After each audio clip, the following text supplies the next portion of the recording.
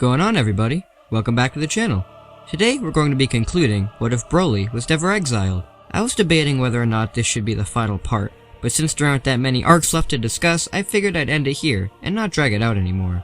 So before we finish this what if off, make sure to click the link above to check out the previous parts. Also, if you want to have some cool conversations with me, or just want to check out the memes I post, make sure to follow me on Instagram, over at Damon is Here, I guess. If you want to chat with others who like Dragon Ball and this channel, make sure to join a Discord server, which is linked down below. With all that out of the way, let's finish off this scenario. We last left off with Broly becoming the God of Destruction for Universe 7, and going about his job with Vegeta and Whis by his side. He's become a pretty good GOD, only destroying the planets that aren't necessary. One day, while Broly is just chilling at home, Champa and Vados arrive to size up Broly, and see where he ranks amongst the gods. Beerus is still hanging around on his planet too, as even though he isn't a GOD anymore, he has nowhere else to go, so he's just hanging around. Beerus tells Champa that he's not a match for Broly whatsoever, and that Broly very well may be the strongest of all the God of Destructions. Champa refuses to believe that, but Beerus said he trained him himself, so he would know. Champa tells him to shut up, as his word doesn't mean anything, as he's just a stupid house cat now. Beerus was waiting for an opportunity like this, and since he's no longer a God of Destruction, it's not against the law to fight against his brother. Champa is ready for this, and him and Beerus begin their battle. Their battle is a tremendous one, and it destroys most of the planet.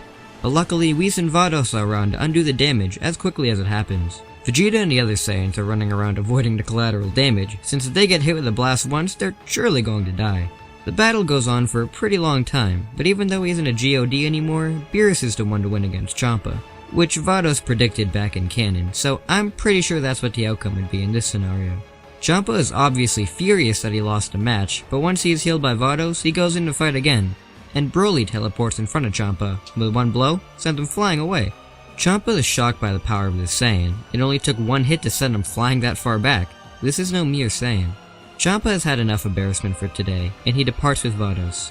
Champa has given up on the Super Dragon Balls now, and is going to devote his time to actually train. He was going to go and wish to get stronger, but Vados told him that would be cheating, and who knows what Zeno would say to Champa wishing to be stronger.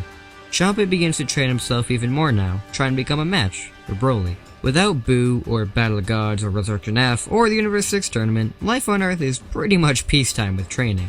Goku, Gohan, and Piccolo train together all the time, with all of them having access to a blue transformation, which makes them insanely powerful. There wouldn't be a Frieza to be revived either, and come ruin everything, since King Cold took over the Empire after Frieza's death. And since he was ruling the universe with an iron grip, Vegeta told Broly to take him out as well, and of course, Broly would easily do so, ending the role of the Frost Demons right there. There also isn't a need for the Goku Black Arc, due to Zamasu never witnessing any mortal tournament on GodTube, and never actually meeting Goku himself. He would never gain his hatred for mortals, now at least, and who knows if he ever will. So basically, I'm pretty sure he's going to be staying as an apprentice Kai for now. There also isn't going to be a tournament of power, due to there not being a Universe 6 tournament to give Zeno the idea. He's not going to erase the universe because of this anyways, due to Broly being such an effective God of Destruction. So even without a universal tournament, the universe itself is saved. Moro would still escape from the galactic prison, and Cranberry would try to bring him to Namek to get the Dragon Balls there. However, there is no Namek since it was destroyed by Broly years ago, and nobody was ever revived. There are no more Dragon Balls around besides the Super Dragon Balls, so the two go off to collect all of those. But unfortunately for them, Champa is in possession of most of the Super Dragon Balls. And once Moro tries to take them for himself, Champa would more than likely destroy him for daring. And yeah, mostly every villain or situation in Super wouldn't really occur now, since everything would just work out in a fashion where they don't need to occur. And I thought that was pretty weird how if one event doesn't happen, then the rest won't happen either. That's just how Super was written, I guess. I was very tempted to do a GT edition to this what if as well, since that might actually give us a story. But again, even GT stories would most likely not happen. If we kept the continuity of Super and tacked on GT events at the end, there would still maybe be one scenario. Moro might try to go after the Black Star Dragon Balls instead of the Super ones. But Goku, Piccolo, and Gohan have been perfecting their blue forms for decades. So even with Moro's energy absorption, they would still defeat him. The Pilaf gang are good guys now, so they wouldn't go after the Black Star Dragon Balls, and even on the off chance that they did, Mr. Popo wouldn't be distracted by Goku and Oob training, since they wouldn't be there. So he could just kick them off, which prevents the entirety of the Grand Tour. Baby wouldn't come to Earth, since he wouldn't know where it is, and plus if Broly notices Dr. Mew up to something bad, he would just destroy them all, ending Baby's rise to power. Super 17 wouldn't occur, since remember, Android 17 is dead, since he was killed when Semi-Perfect Cell was, With there not being an Android 17, or Dr. Mew in Hell, no Super 17. Finally, there wouldn't be a Shadow Dragons arc, due to there not being any Dragon Balls on Earth. Remember, Piccolo's still fused with Kami, making the Dragon Balls useless. So without any Dragon Balls, no Shadow Dragons. With literally no threats whatsoever to harm our heroes, this what if, surprisingly, gets a happy ending. With Goku just chilling and training with his family, and Broly being one of the best gods of destruction in all 12-bit universes, even having a rival in Champa. So, that's where we're going to be leaving this what if off.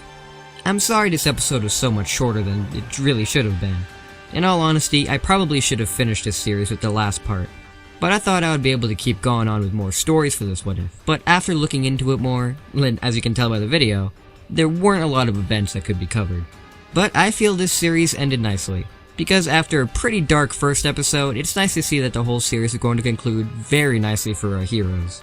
So, I hope you guys enjoyed this series, and that you stick around for the next one on this channel. So, thanks for watching guys, and until we meet again, see you later.